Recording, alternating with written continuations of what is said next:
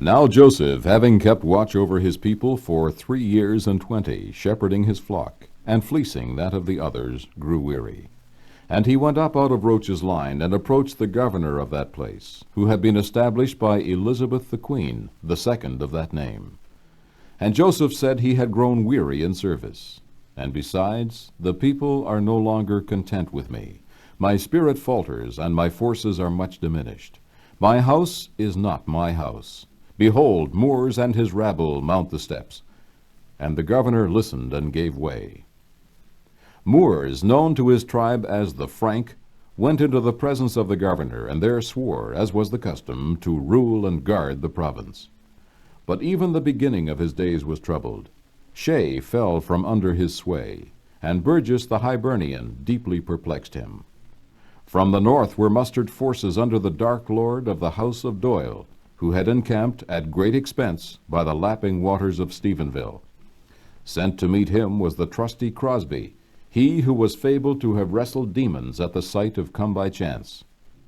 And an angel, Ottenheimer the Seraphim, sent from P.C. headquarters, spread his wings and hastened over the land, giving warning of what was to come, and speaking to the people thus: Woe unto him whose faith is liberal, who doubteth, and damned be those who think the Frank is in a bind. There shall be defections and rumors of defections, and there shall come a time when they shall say, Frank shall be overthrown.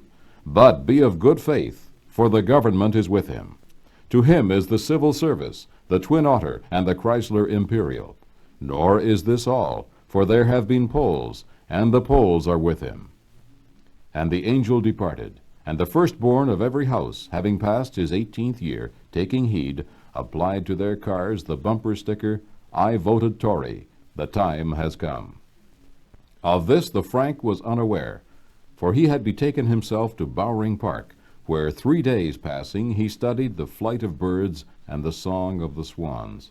And when he returned, his spirit was refreshed, and summoning Crosby, Marshall, and Ank of the Center, he issued a proclamation calling together all the districts. And Roberts, hearing the call, gloated and ceased his chidings. And the members came, and they too swore, as was the custom, and the governor delivered the tidings from the throne. So it came to pass that after many trials, many a night of sorrow, Frank was installed, and the people were mighty pleased. But then on the night of the first day, at about the 11th hour, when throughout the city all was revelry, when there was gathered at the starboard ministers of the crown, where elsewhere all was laughter and song, a vision troubled Frank, an itch as it were. True, I have been called, and true, I will now serve, but Roberts there confines me. He is grown mighty, and would have me removed. So again he boarded the dark Imperial of 450 cubes, and went unto the governor, seeking dissolution. For this he had prayed and been refused. But now Saunders of Bay de Verde, whose health was failing, sought relief from office, and had resigned.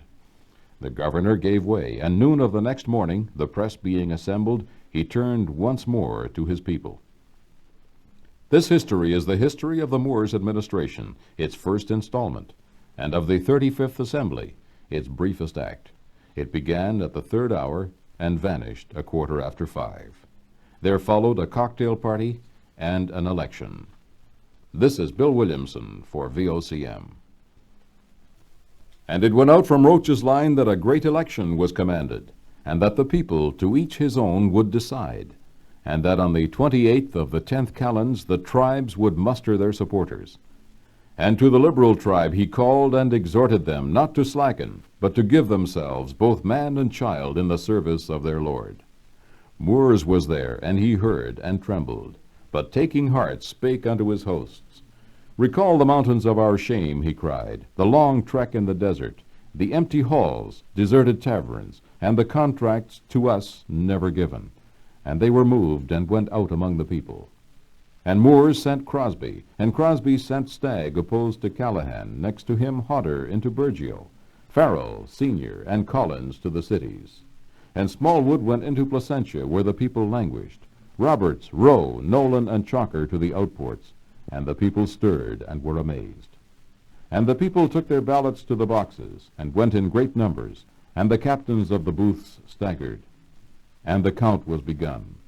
And many were the victories, and great the celebrations, and Moors grew exceeding glad. And to his tribe he delivered, and they were content, and thought to set up government in the province of Newfoundland. But the Lord sent plagues among them, 6 recounts to pester them, many days in court to delay them, burning to devour them, defections to annoy. And the new year came. Rumor was abroad, and the spirit of javelin covered the land. The Lord grew weary and brooded on his days. None were admitted to his councils, and he hungered after peace. And it came to pass that he summoned unto him the press, and seated them, and his ministers, and read to them a script prepared of old. And that which had been foretold now came to pass. Joseph laid down his staff, and the governor of the place called upon Moors and his tribe, and they were installed, and there was much joy for a while.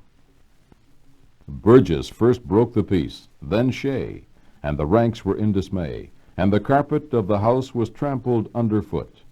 Javelin gave a sign, and Joe in the land of oranges glanced again at the throne. Lundrigan heaved, giddiness and fever ruled the land. Satan and the mainland press grinned. This is Bill Williamson for VOCM.